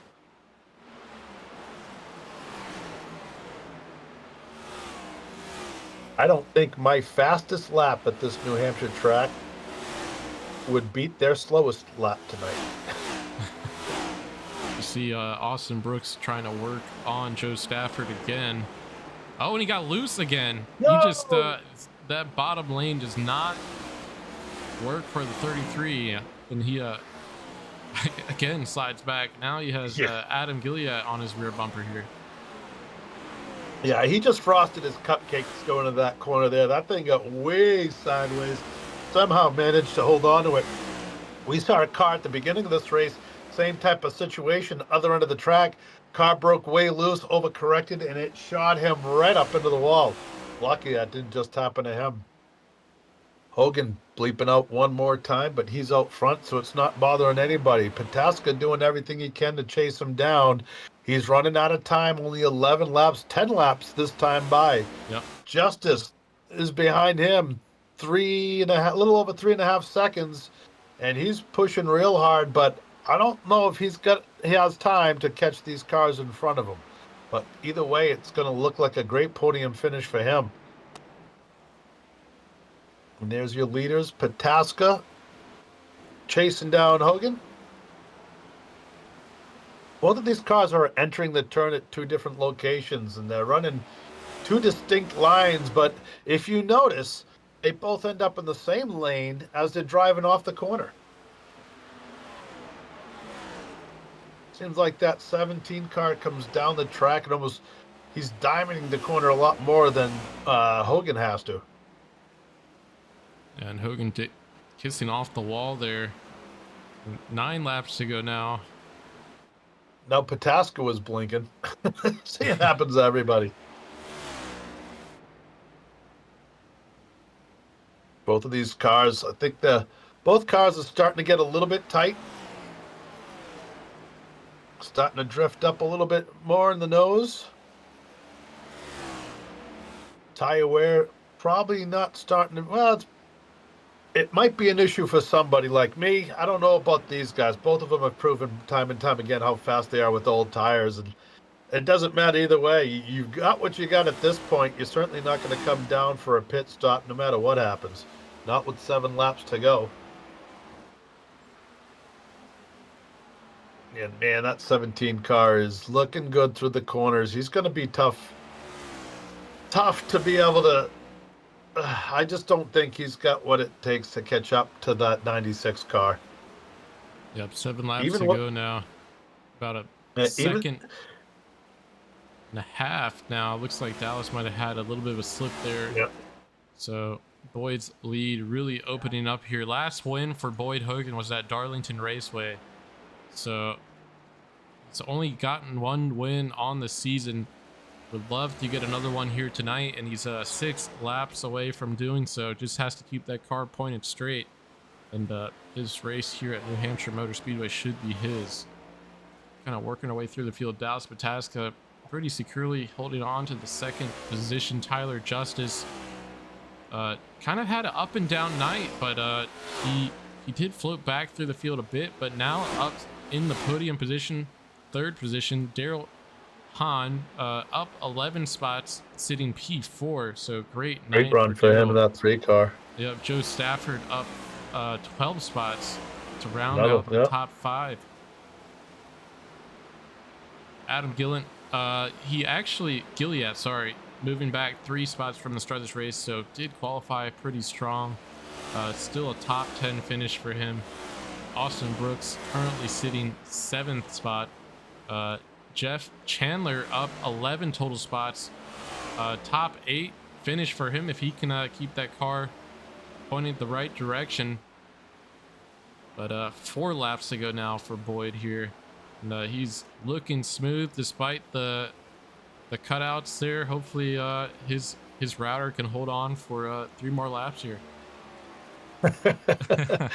Yeah. Can you imagine popping a circuit breaker right now with 3 laps to go at New Hampshire when you're in the lead? Yeah.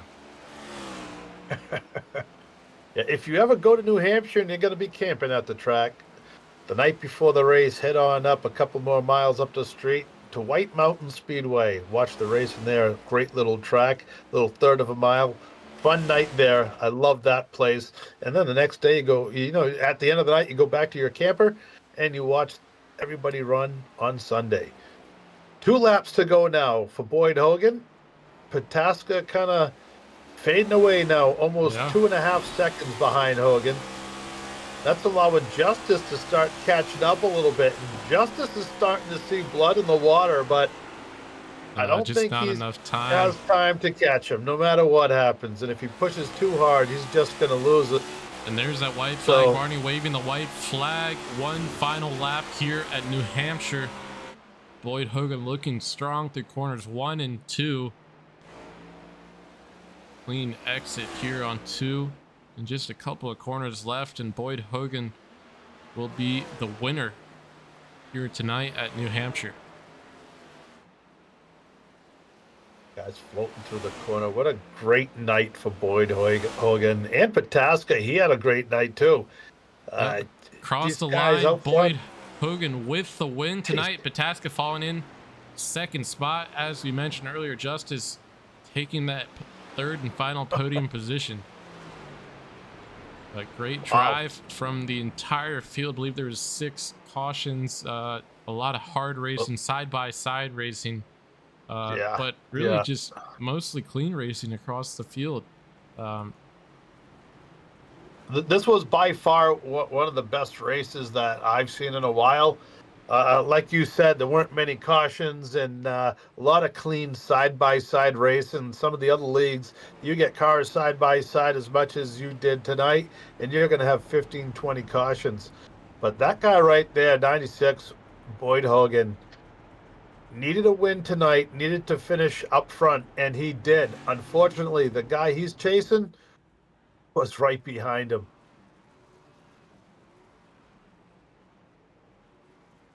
Great little burnout.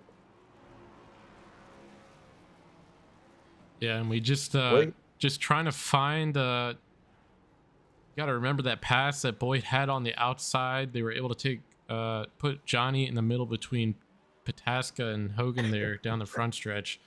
And he just had all momentum through 1 and 2, and on the exit of 2 was able to capture the lead and hold on to it until the end of the race.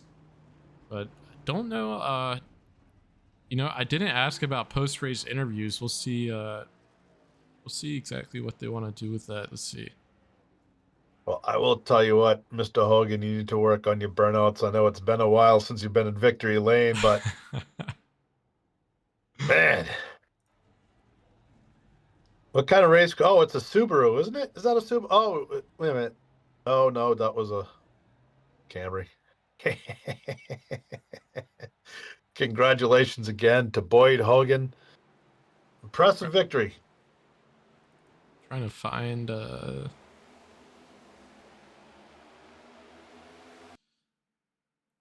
believe it was the exit of 4 this lap where we saw that pass.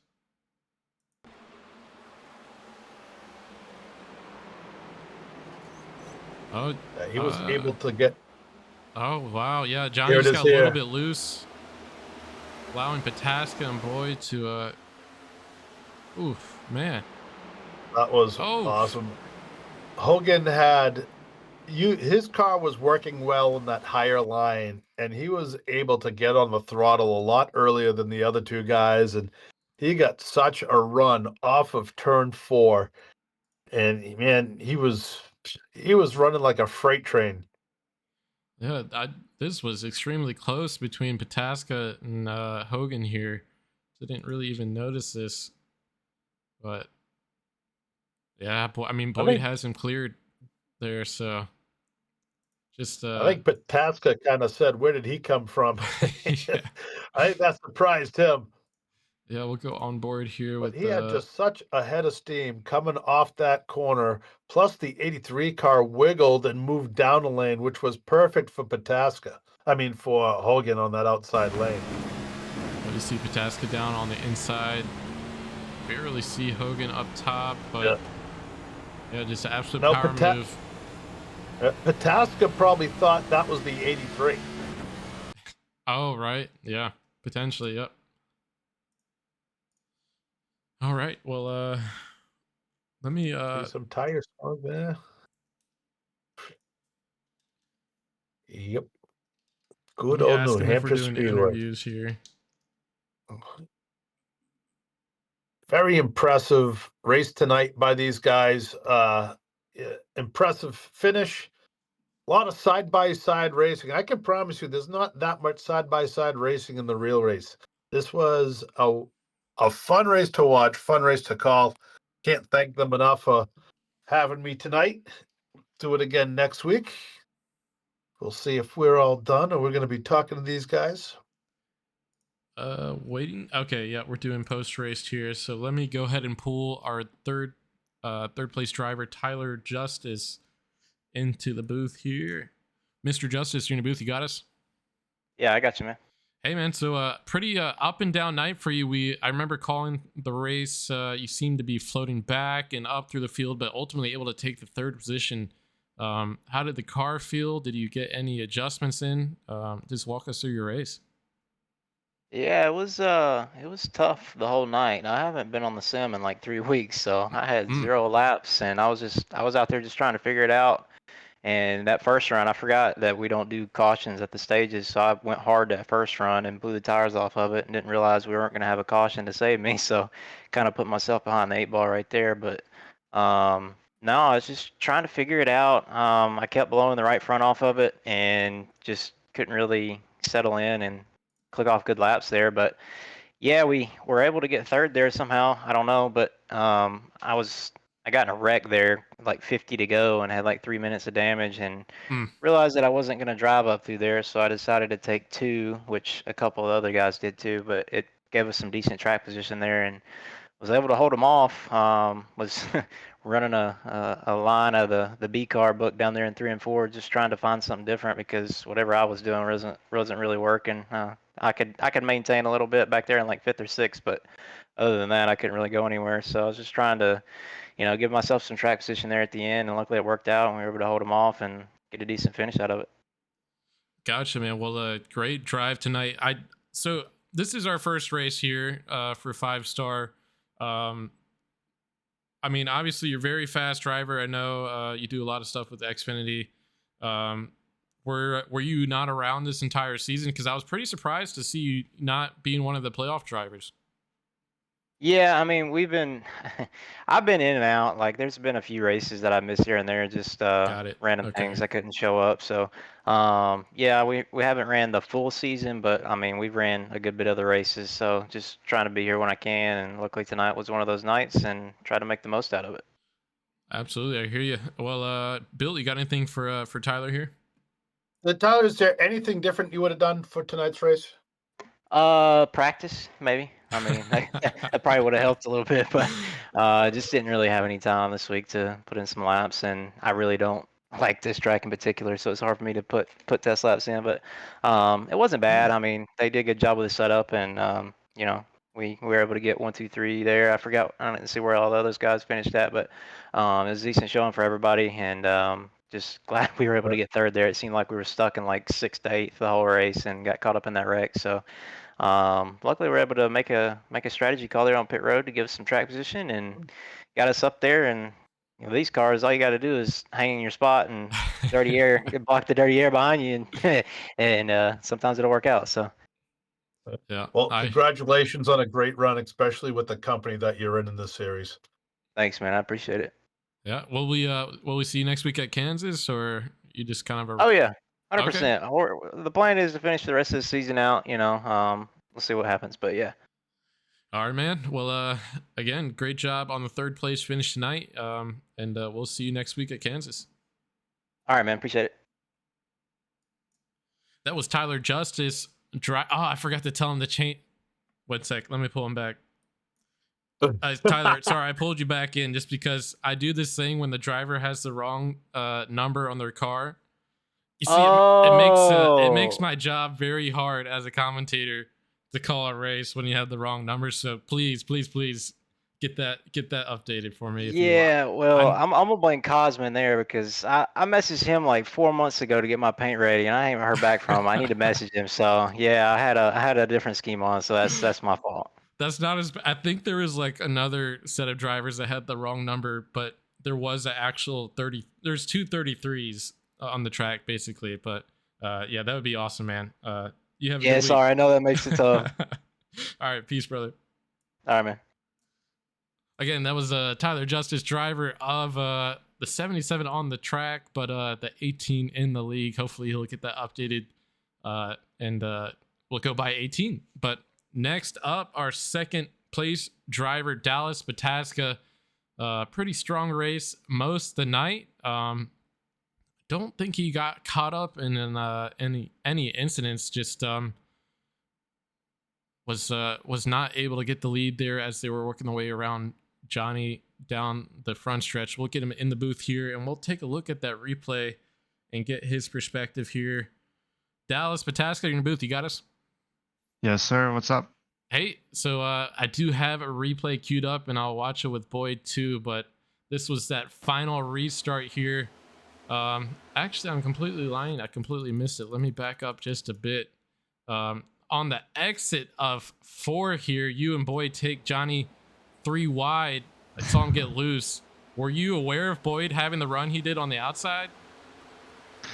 Yeah, I had a feeling he was going to get around there and we are going to be splitting them 3. The scary part is really here on entry when I'm down on the apron, because if you look at my in-car, I think the wheel was turned right more than left. Oh, and wow, it was okay. very close to taking out Boyd and hitting his left rear there. So that was a little sketchy, but it was a fun little move.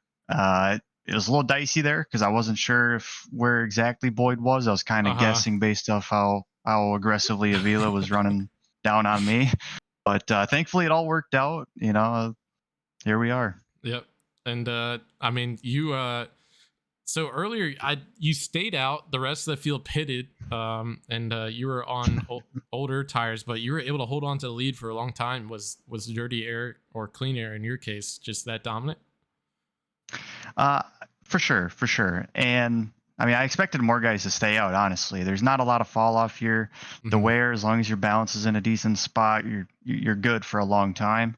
And I figured more guys would have been fighting for those stage points. And that was ultimately the goal there. And I wasn't sure that as soon as I saw everyone go in behind me, I'm like, all right, well, maybe I won't win the stage because I have no cushion. But maybe I can get some good points. Fortunately, with the clean air and just running a good line, kind of knew what Boyd was going to try to do behind me. I was able to fight that, and fortunately held on long enough for the tires to kind of even out and get that stage win. Yep, I hear you. I need to do, like, having no cautions for the stages. I think it's awesome. I love it. But as a commentator, I need to do a better job to try to keep up with like, okay, so we just finished stage 1, we just finished stage 2.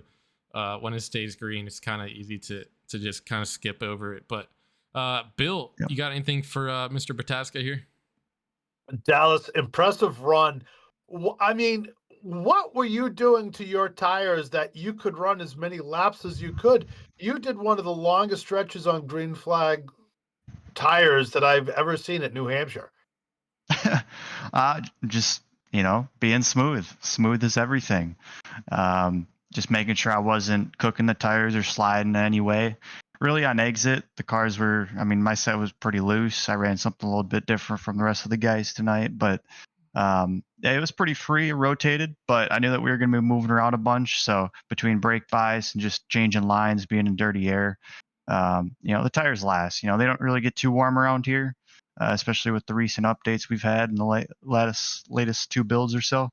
So they hang on all right. It's just more so a matter of the balance and can you keep the right rear on it than anything. I think it's the wheel hop. It's the wheel hopping, right? Because it cools off the tires, allows air to get underneath them. Something like that. I know, like, I was getting some pretty bad wheel hop when I was running around here earlier this week, but you guys are professionals. You know exactly what you're doing, and you do a good job holding on to those tires as long as you can. Next week, Kansas, I believe you're still the points leader. You did enough to hold on to the lead. We'll have to double check the standings. But how are you feeling about Kansas? Good question. Honestly, I'm not sure when the last time I actually raced it is, but I'm excited to go to a track with a little bit more banking, something that will still be able to move around a little bit, but maybe a little bit higher speeds. New Hampshire, in my opinion, is my worst track on any schedule on the service. So to come out to this with the P2, I'm honestly pretty happy. And I know Boyd's really strong at these kinds of tracks. So hopefully just going to continue to carry the momentum, grab those stage points and just, get what I can get, control what I can control. Absolutely, man. Well, any shout outs you want to give before you head out? Yeah, I got a shout out Major's Garage, setup, coaching, whatever you need. You can get it done. Also, want to shout out all the legacy guys, Boyd Hogan, Austin Brooks, all the guys in the crew here out tonight, whether they're racing or not. They make it happen. They're a great group of guys. And most importantly, want to thank you guys for putting on the show. Can't wait to check it out. You guys always do great. Thank you very much. Yep. Thank you very much. Yeah, the racing was awesome tonight. I mean, Tyler was saying that he's not a big fan of this track. Bill was telling me earlier that he doesn't really like this track. I've heard from a couple other guys the same thing, but honestly, I think it's a pretty cool track. I always see some good racing here, here at New Hampshire. But yeah, nonetheless, you have a good rest of your evening, and we'll see you next week at Kansas. Sounds good, guys. Thanks.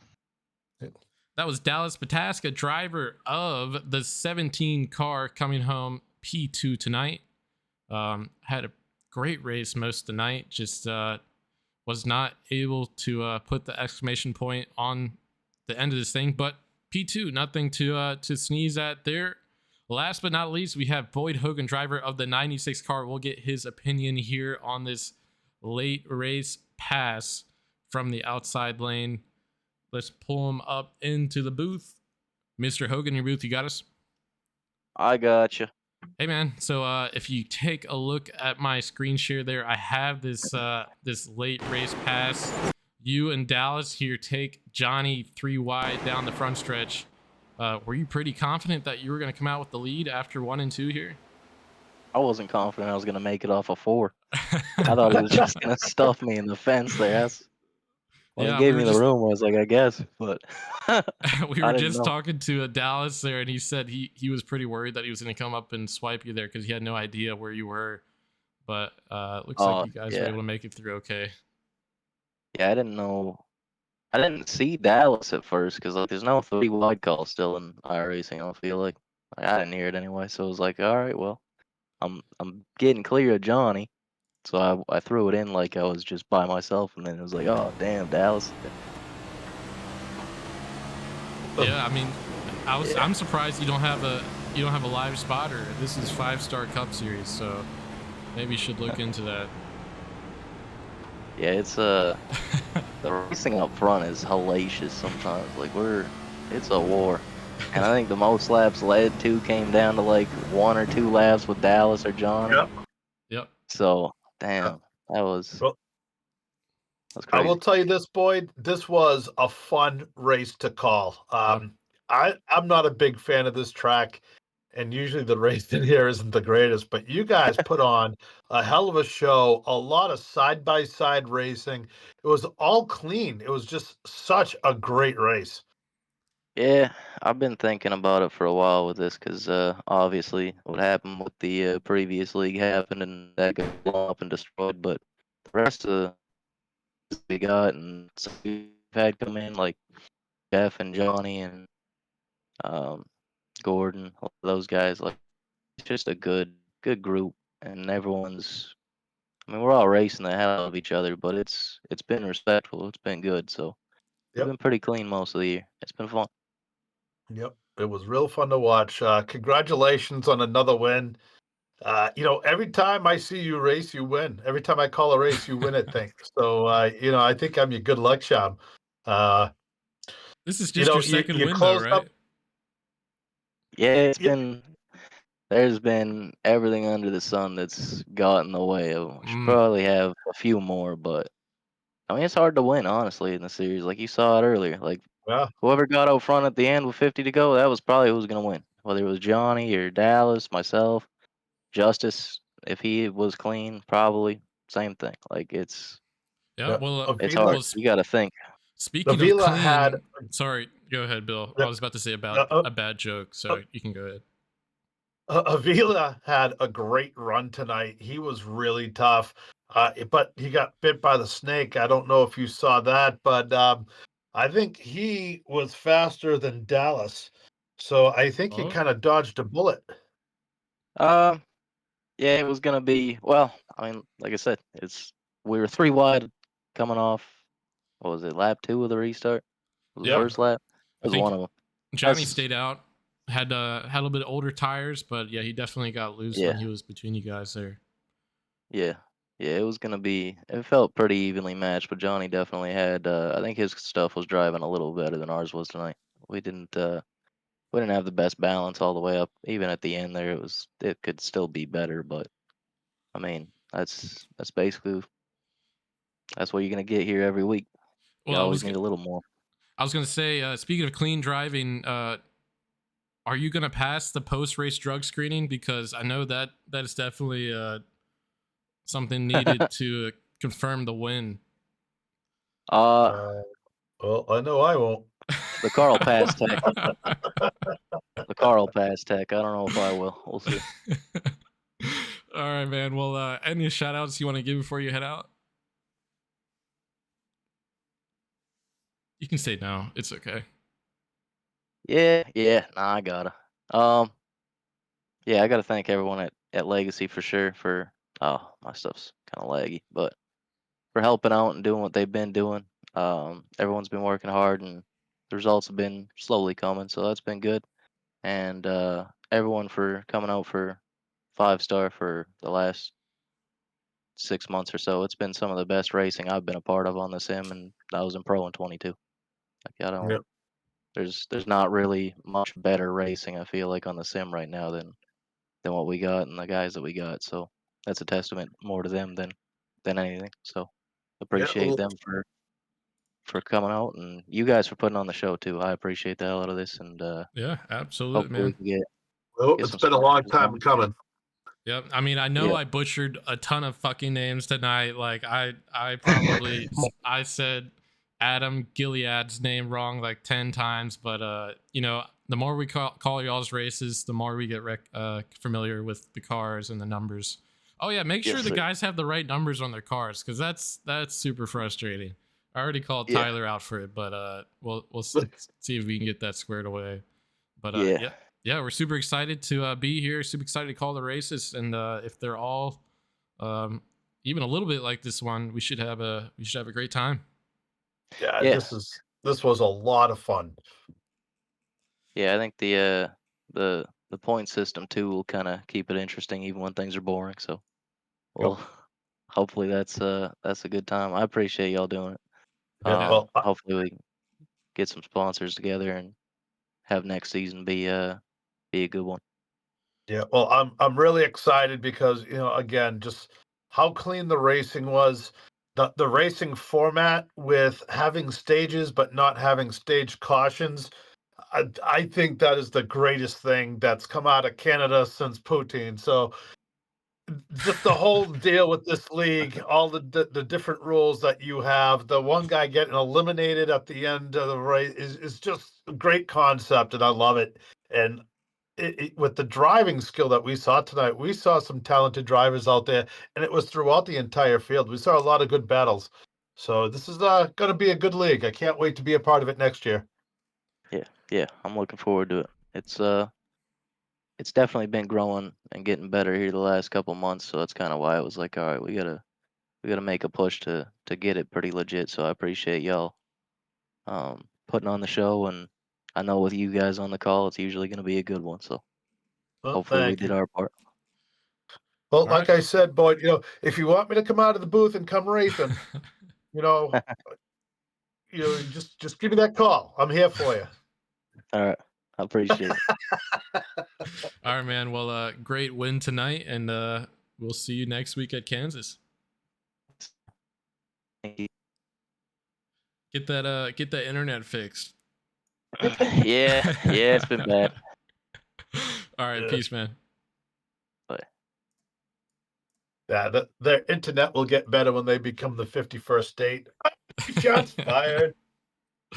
Yeah, that was Boyd Hogan, driver of the 96 car, coming home with the win tonight. Great drive by Boyd, especially there on that last green flag sprint. But that is everybody on the podium tonight. All their interviews we'll be doing tonight. And with that, we'll get things closed up here. This was New Hampshire Motor Speedway. Next week will be Kansas something. What is it? Kansas Speedway? Yeah, I think it's Kansas just Kansas Speedway, yeah. Speedway, little bit. mile and a half. Is that like a cookie cutter? Or It is very fast track. You see him entering the corner at almost 200 miles an hour. oh wow. Okay. It's fast. Yeah, it's a good one. All right. Well, yeah, we should have some good action next week for you guys. Same time, same place. Thank you, everybody who joined the Twitch channel. Be sure to follow for that notification when we go live next week. Be sure to share with everybody. Again, we're continuing to grow this 5-star Cup Series League, and very excited to see where this thing goes. Not sure what their plans are after the NASCAR season comes to an end, but any sort of action we'll be sure to bring your way here. This is actually my personal Twitch channel. I don't know if they want to continue that or if they'll make their own channel, but yep. Again, be sure to follow so you get the live notifications. Thank you so much, Bill. Thanks for helping me out tonight, and we'll see you guys next week. Anytime. We'll see you.